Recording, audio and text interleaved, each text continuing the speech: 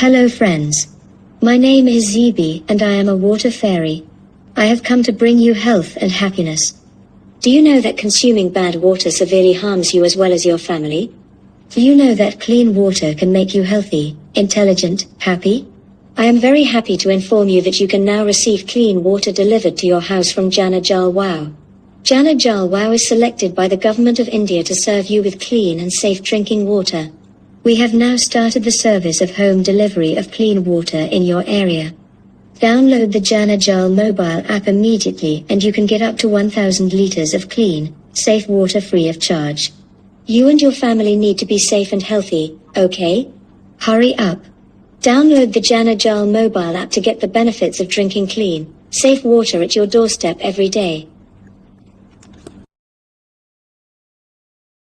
Good evening, everyone. Welcome to today's evening session with Aima YLC. Today's topic of discussion is democratizing communities through safe water. And we have our special guest today, Dr. Parag Agarwal.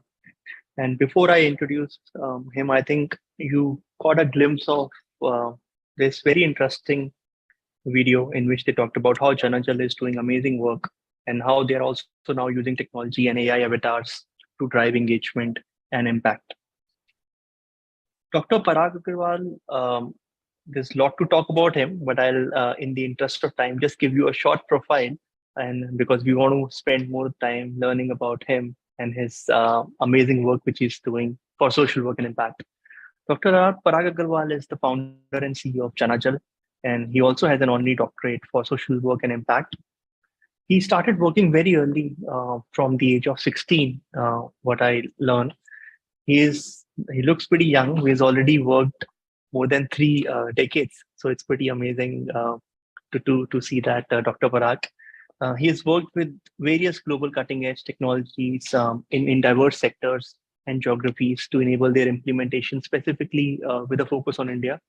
He's also well known as a technology evangelist, and his biggest strength has been the ability to work with both the private sector and public sector in India, and of course overseas in last couple of decades. His global exposure across various industries and sectors include technology-based solutions in integrated water and waste management, agri-logistics and post-harvest infrastructure, homeland security, drinking water and sanitation. In 2013, Dr. Parag identified the gap in people's lives with regard to safe drinking water, along with the need to make it available and accessible to everyone in an affordable and a sustainable manner. And that's how Jana Jal was formed. A very warm welcome to you, Dr. Parag Agarwal, in today's Thank you. session. Thank you so much. Thank you, really, from the bottom of my heart. Thank you, Karthik. Thank you, Rhythm, and thank you, the entire team of AIMA, as well as every attendee that is here today. It's not easy to listen to people, and thank you for making it here in such numbers. Absolutely. So why don't we start off, Dr. Parag, by knowing a little bit more about your story, and specifically with a focus on Jana Jal, that how did this idea came into being, what led to it, and how Jana Jal is different from other such organizations and interventions around water portability, and what is it exactly do you do? And we saw this small video on AI character. How does it all fit in? I think we would love to know more about from the horse's mouth that how you embarked upon your journey on Jana Jal. Yes, absolutely. I am the horse, and I am here to speak about Jana Jal. So just to kind of give you a very one-liner kind of background to myself, I started working very early in my life, and I've been an entrepreneur for over 35 years now. So that's the good news, and that's also the bad news, because I'm wired like that. I've just worked to create, to procreate, to keep adding value. In the last 15 years, I've been working with technologies to evangelize them, bring them to India from overseas. Initially, it was identifying technologies overseas and then trying to bring them into application here in India. And then more recently, implementing them myself. Jana Jal, as the name suggests, is water for people. Safe water for all is our tagline. The objective is Jana ke liye Jal. And that's exactly the ethos that with which this company was founded in 2013. We started with the objective of wanting to make safe drinking water available, accessible, and affordable to people in an equitable manner. It sounds like like one line, one statement, but in each of these words lies the entire vision and mission behind Janajal. We never created this company, or we never formed this, embarked upon this journey with the intention of just building water treatment plants and selling water treatment plants. So we chose to take a position of that of services, to make water available every day, safe drinking water available every day to people in an affordable manner. Why should water be the privilege of the upper middle class or the rich or the select few of society? Why should water not be available to one and all? And albeit at a nominal cost, because there is a cost attached to making it available. The second point was, it is important to levy a cost on that, because unless there is a cost attached to it, it will not be valued. So that was the other principle behind doing what we are doing. And that's where we started. We started by installing water ATMs, which we, in our minds, looked at as decentralized water treatment plants. Installed hundreds of plants across railway stations, bus stands, municipal areas in India, across 7 states. And then gradually realized that accessibility was a much bigger problem for people than really availability and even affordability. If something can be made available closer, if something can be made more accessible to people, then that is the need of the hour. So we went on and we've continuously innovated. We've almost consistently disrupted our own business model, if I can say, and we've evolved. We've gone to the next level by first starting to install plants. Then we built our own IoT technology platform to govern and manage these plants so that the model is scalable. And then we went on and went into automobile development, where we developed the Janajal Wow, which you saw very briefly at the opening of this call, to make water available at people's doorstep for as little as 1 rupee a litre. Right. And tell us a little bit more about this IoT solution which you talked about. So, it's a very simple solution today. IoT is, obviously the order of the day. It's probably part of, every aspect of our lives. But, back in 2017, if you put it into perspective, if you put it into context, in the water treatment sector, remote surveillance of those plants, remote governance, remote supervision of the plants was never there. Even today, it's not there. In most of the water treatment plants that you will see, you will find them just standalone plants, which are entirely human dependent. So somebody has to come in, somebody has to start the plant in the morning, operate the plant in the day, close the plant in the end of the day, and then fill a DSR or whatever, a daily report, and said, and see how it's submit the performance. But we thought that was not scalable. We thought that is not the way to really build out a water sharing economy, as we always thought it to be. So we went out and built this IoT platform, which was customized to the services approach. I think it's very important. I'll take a minute here just to explain how we are different from the rest of the companies. So, like I say, we are, there is an Apple and then there is an Airtel. An Apple makes phones and Airtel makes phones work. It doesn't care which phone we have. So we positioned ourselves very early and at the beginning as a company that will make water treatment plants work, that will operate water treatment plants. Therefore, this entire IoT platform was built with the services approach. The intention was to be able to get qualitative, quantitative, transactional data and consumer data to be able to know exactly and manage this entire operation in a very, very optimal manner. Right. And also tell us through your initiatives around sustainability, that how are you making sure that this whole process is sustainable, or do you have any net zero targets as well? What is your sustainability strategy? So, I think the entire model, if you look at it, if you saw if you recall from the video, and I know, in fact, I would urge you to please share it with anybody who may like to kind of have it, look at it even after this call, if Rhythm can share it with everyone also. But the point is that sustainability starts when plastic begins to get eliminated from the entire value chain, from the entire distribution chain. I think the one thing that has unfortunately happened to the world and to our respective lives is that in the last 20 years, plastic has become integral to water. And that plastic is not as bad as is the single-use plastic, which is the plastic bottles which are used, the materials of which those bottles are made. These are less than 50 micron thickness, and they tend to release microparticles of plastic into the water that we end up consuming. That plastic eventually not only permeates into our body, but it also goes out and pollutes the environment. It goes out and pollutes our oceans. And that is why it has a very long-lasting damaging effect.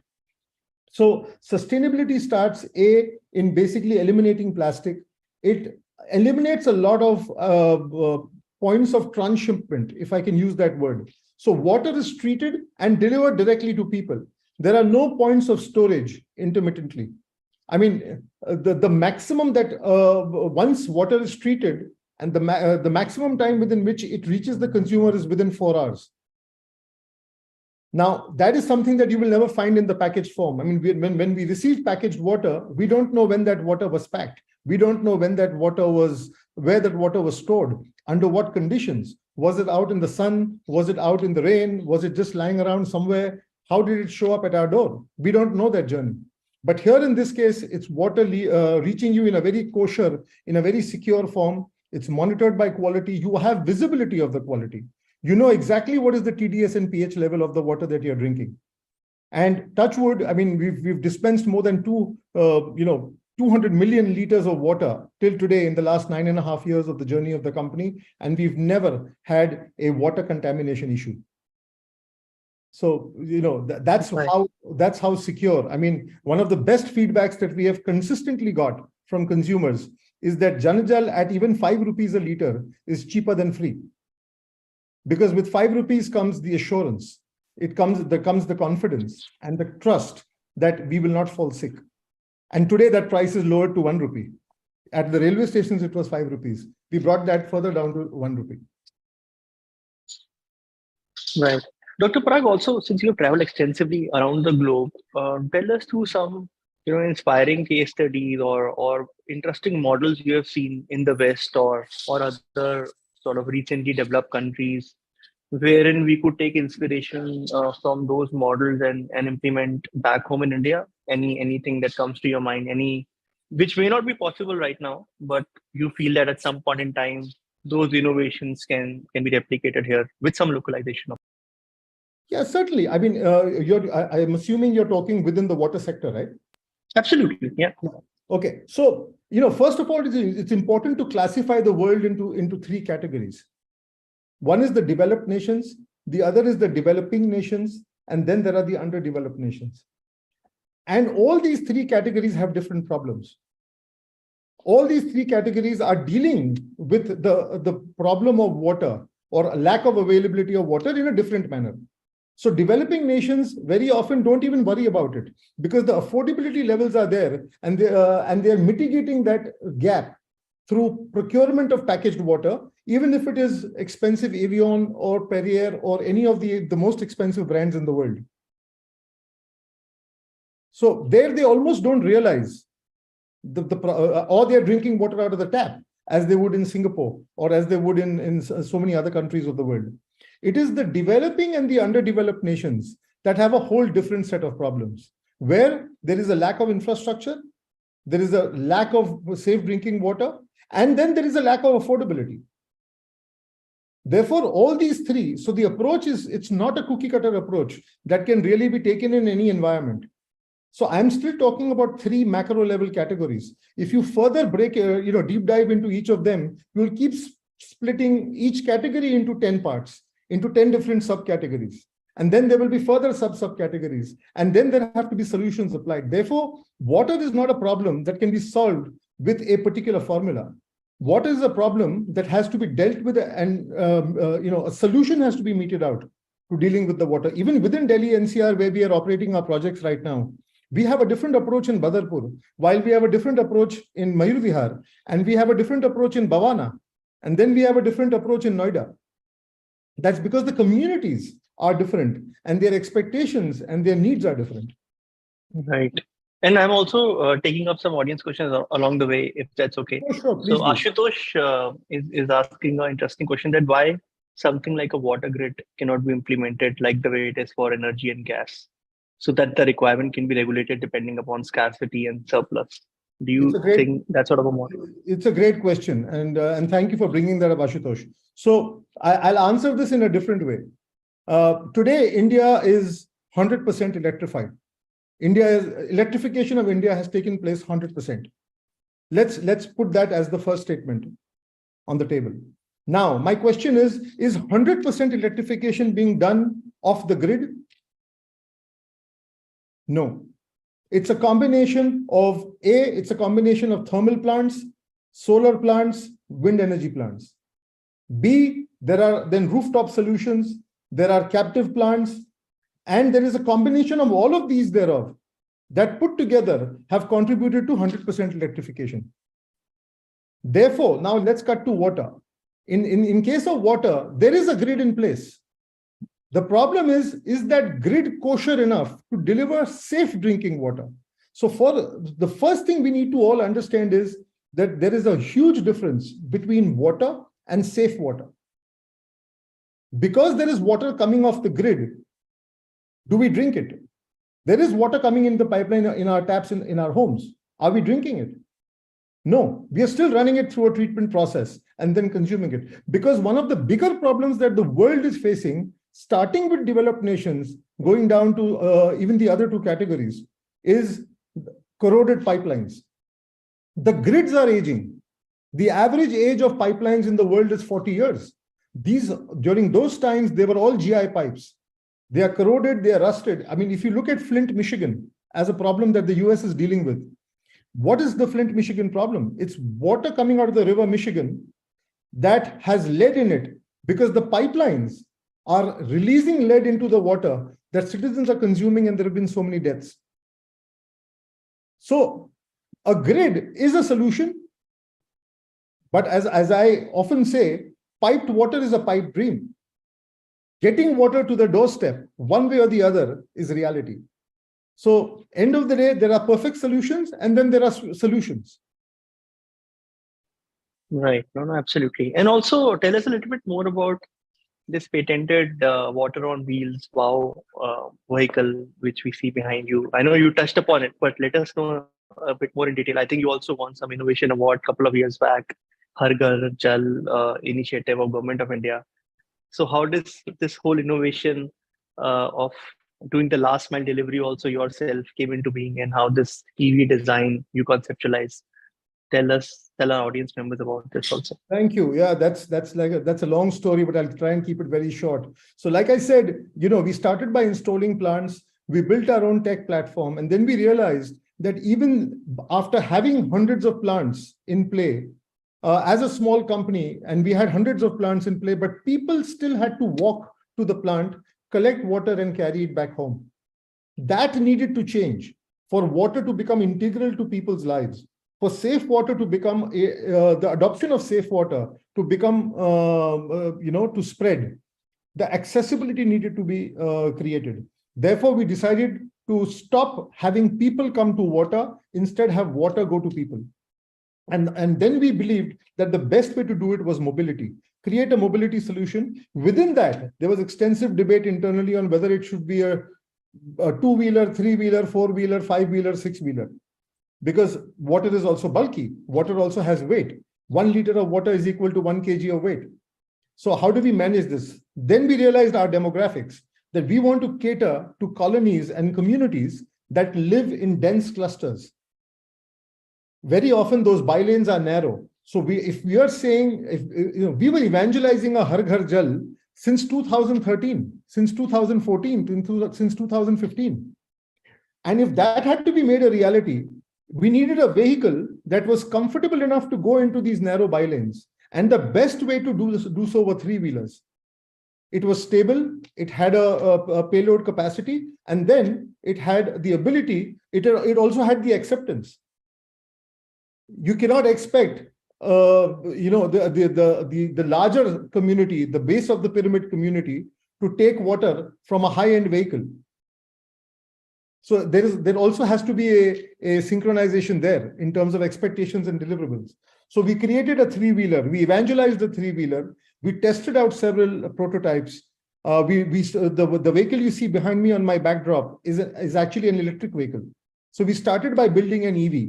We stabilized it, and then as a backup to this, we created a CNG variant because EV, the infrastructure is still coming in place. Plus, EV has a motor, while CNG has an engine. So to be able to pull water and carry water, it is important to have that thrust, that torque, which an engine provides. So we actually went into automobile development in so many ways. Save and except launch our own vehicle called Janajal, we actually went threadbare into designers, automobile designers, went out and did all of this. Every nut and bolt that has gone into this vehicle has been decided by us. Right. But how do you intend? Right. But like, how do you intend to extend it or scale it up in remote areas? Like, how would this be scalable in a country like ours? Or would you partner with other fleet providers? And what's your plan? So the objective is, so that's where the first thing we did was we took it to the government of India.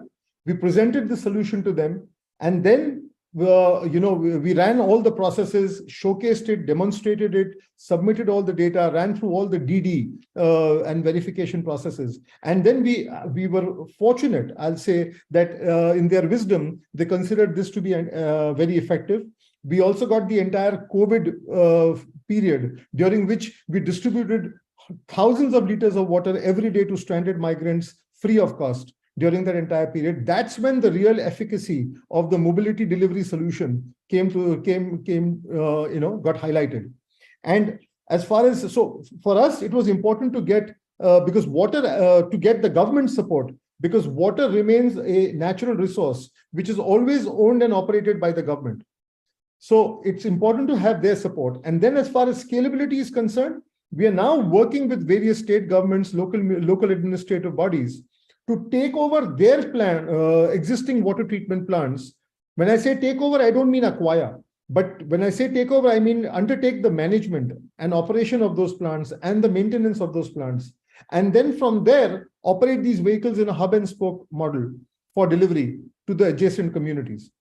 This scalability is currently being done as a company-owned fleet, but our eventual goal is to take this into a social entrepreneurship model where people can own and operate their own vehicles for a gainful employment, as a gainful employment opportunity, and make a sustainable living out of it. Got it. And one of our audience members have also asked that, the way water is consumed in daily households, in the name of Ganga water, it is increasing the chances of waterborne diseases. So neither Jal Board nor MCD is doing any checks and warning general public around it. So any solutions to make awareness among people that this is possibly contaminated, and what are the alternatives they have? I know yours is one, but like, what is the solution at scale for awareness part of it?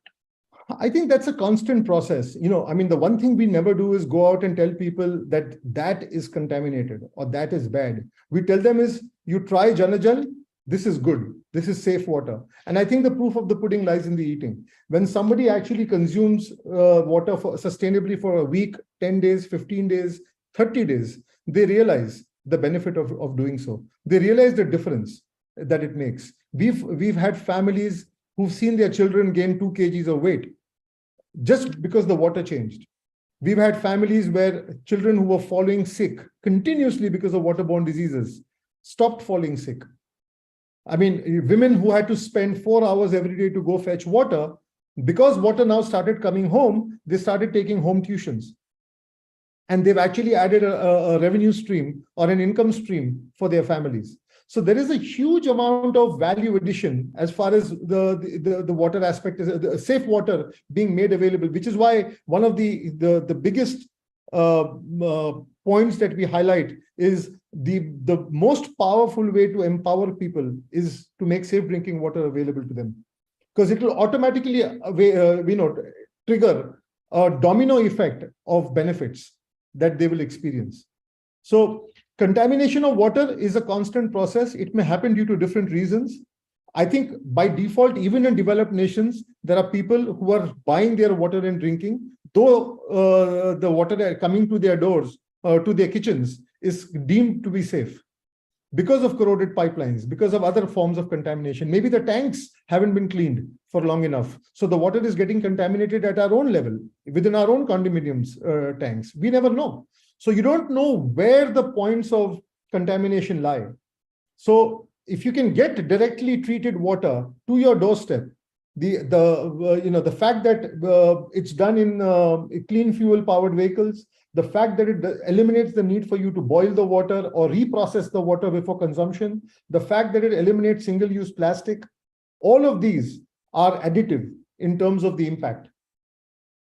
Right. And also tell us some examples of your collaborating with government, or if you have any existing implementations which you want to share with us. So we have a lot of implementations. I mean, in the past 9.5 years, we've been working very closely with the Indian Railways. We've installed hundreds of plants across railway stations in Mumbai and the Western Zone, with Lucknow Metro, with in NDMC. There are 50 of our plants operating.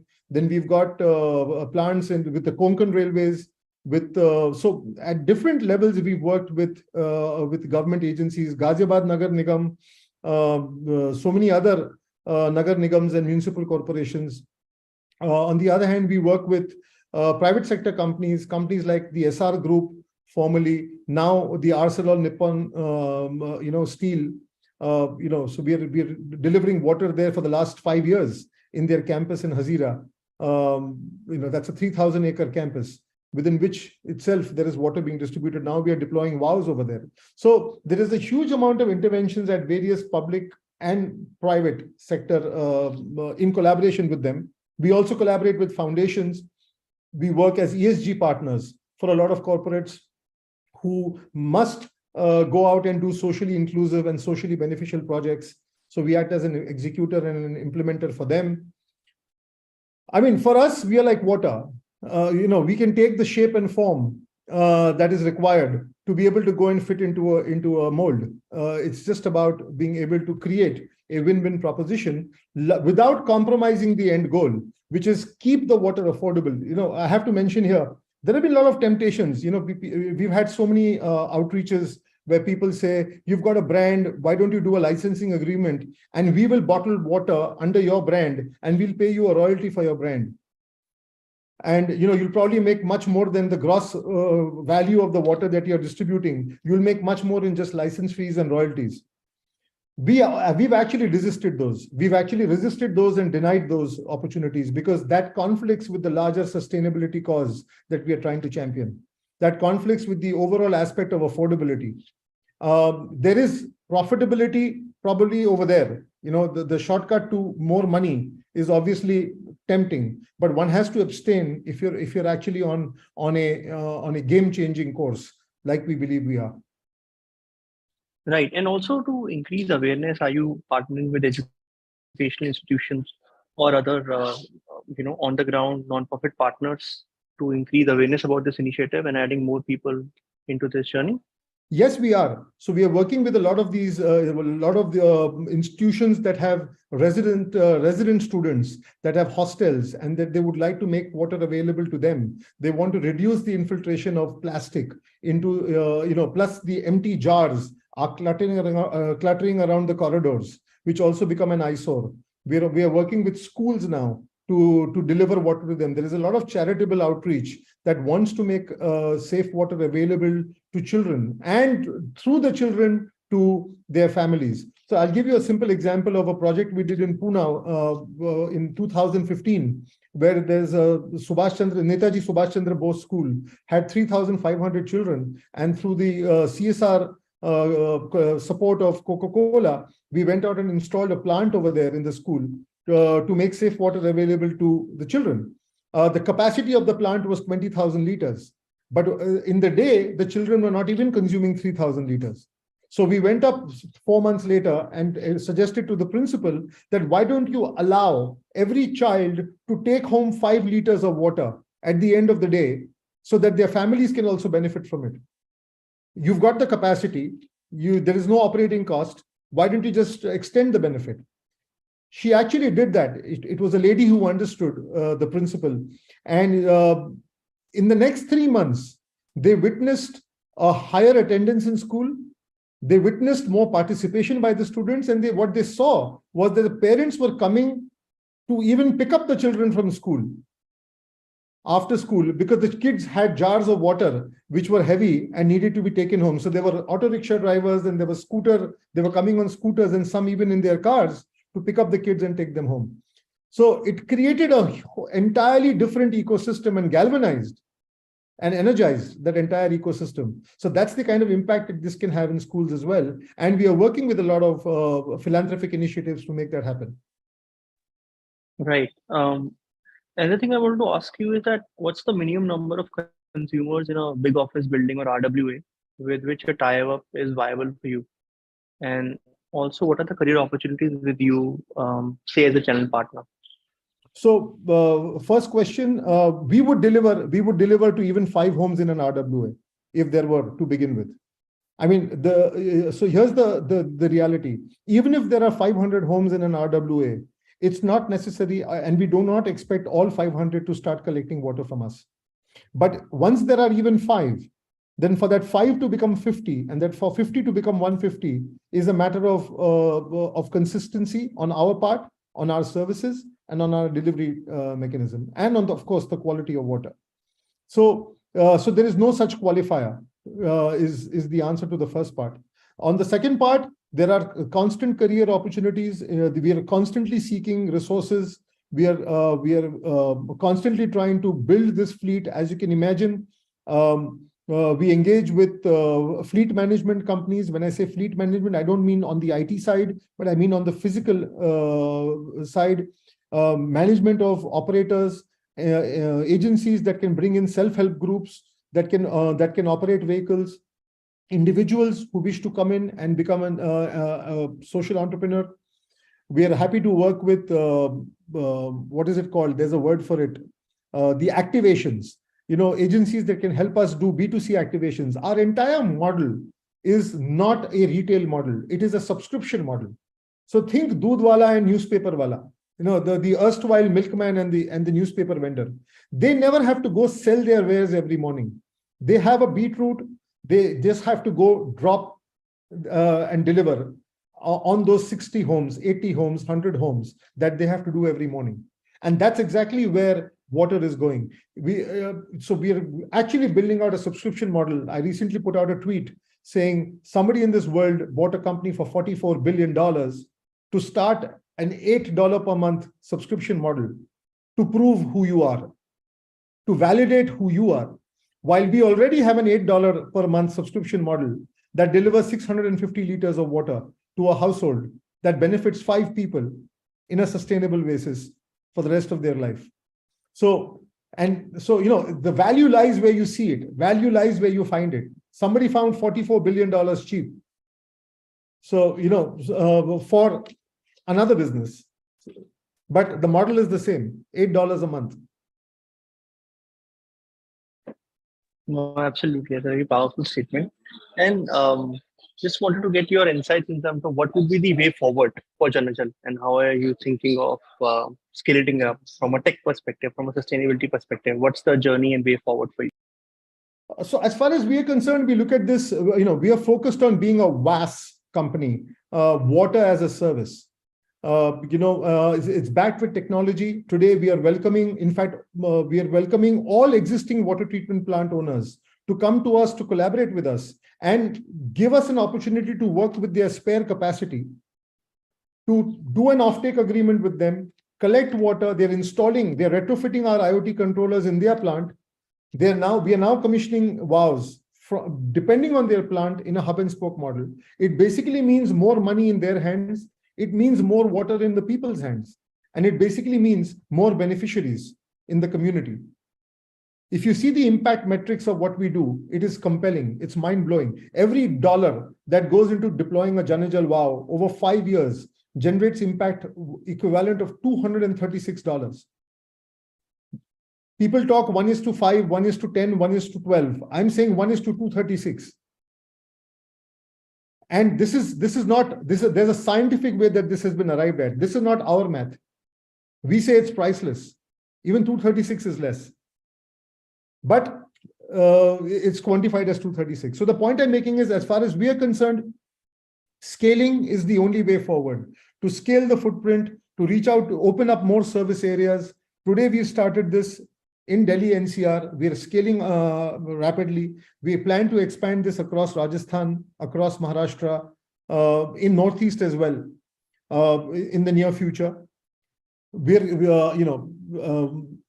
We're constantly on a raise. We're like a full-blown, market cap table driven enterprise, and we intend to keep that focus. Stay on the for-profit side, but remain a social enterprise. Because before profit, or as important as profit is also the purpose, people, and the planet. Absolutely. I think it's been a pleasure to hear your thoughts. And we have a lot of interest here from people in terms of collaborating with you. So I'll send your contact details. People have asked for the website also. I have put in the website here. And I'll connect with you certain partners around technology fleet management who are interested to collaborate with Janajal on this vision and mission of making water affordable and sustainable and accessible to everyone. So any parting thoughts you have for people to as a takeaway they can take behind from this session? Yeah, well, lots of thoughts, but I think the one thing I'd like to share with everyone is profit is important in our lives, in all our lives. We all have to sustain even ourselves to begin with. But I think it's also very important. And I think I'll speak for myself. The COVID period really was an awakening. It made me realize how helpless one was with all the profit at our disposal, with all the materialism at our disposal. It's important to give back. And I think if there is a way, you started in the opening of the call, you said, I look very young. And thank you for that. But I have to tell you. Is that because of Janajal water? Yes, it is because of the kind of water we drink. We've been very particular about that from the very beginning, and more so in the last 10 years. But it's also because, when you wake up in the morning and you have a purpose that you are working for, you have a cause that you're connected to and you're plugged into, I think it just drives your blood circulation in a different manner. I have to tell everyone here, I'm 52, and I say this with a lot of pride. It's just, so I think it's important for people to adopt a cause, to take it up as a mission. Yes, it needs to be sustainable. And if it's profitable, great. And you don't need to only invest money. I'm saying, take it up in your mind as an ambassador, make yourself an ambassador of safe water. You'll be amazed at the kind of knowledge, at the kind of goodness, at the kind of wellness that you can spread at your own level. I mean, I've helped people lose 4 kgs of weight in a month by just changing their water. Because the body hydrates better. And when the body hydrates better, you will just get fitter and fitter. It's all linked to water. They say water is life, but when you experience it, you realize how much of life it is.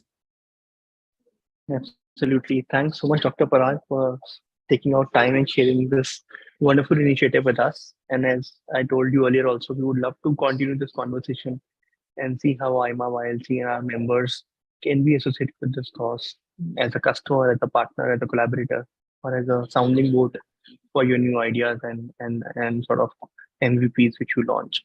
So we would love to continue this conversation with you. But for now, thanks so much for joining us and taking out time. No, Thanks so much for thank you for having me. I'm Thank you for this support to the cause. I am deeply obliged that we are able to send this message to all the attendees here and those who are possibly watching the live streaming. And I welcome outreaches from anybody. Please give them my email address. I will reply to the email that I receive myself very promptly. Sure. There was a time when if Parag Agrawal's reply doesn't come in 2 hours, people used to call up the server rooms and say that our server is down because there was one reply that has not come through as yet. So I'll maintain that even today. Thank you very so much, Dr. Parag. Have a great all of you. Thank you very much. Deeply obliged. Thank you. Thanks.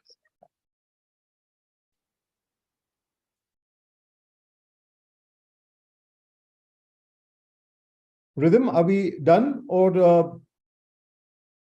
Yes, done, sir. All right. Thank you very much so much. once again, everybody. Bye-bye.